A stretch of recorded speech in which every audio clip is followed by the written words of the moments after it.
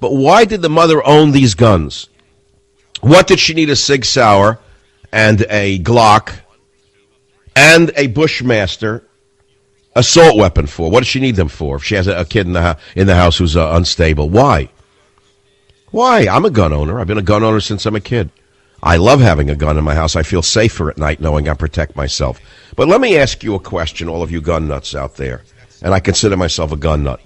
Let me ask you a question. I've loved guns all of my life, but I have a question for you. How many guns do you need to protect yourself in a house? 1, 2, 3, 4, 10, 20, 50? Why do you need all those guns in your house?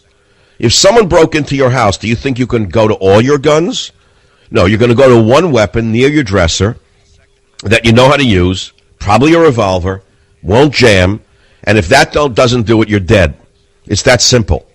You're not going to use your Ruger Mini 14 or your Springfield M1 Mach M1 in the closet. You're not going to use. Maybe you'll use a shotgun. How many guns do you really need in your house? Now you're saying, well, why should we limit the number of guns? Isn't that in the Second Amendment? Well, what's in the Second Amendment? I've heard this for 30 years since I've been over and over again. Second Amendment, Second Amendment, Second Amendment, Second Amendment. Is it unlimited? Is there an unlimited right to bear arms? Is it an unlimited right to own any number of guns?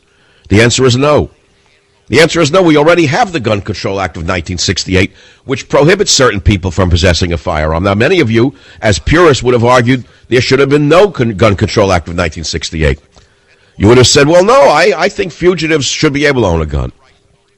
I think that people who are addicted to a controlled substance should be able to own a gun. I believe people who have been dishonorably discharged from the armed forces should be able to own a gun.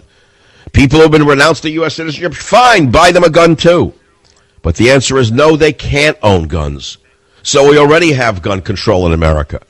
The Gun Control Act of 1968 exists. I'm saying add certain categories to that list of prohibitions, such as anyone on antidepressants. You do not get the right to own a gun. Period. End of story. The meds are doing it.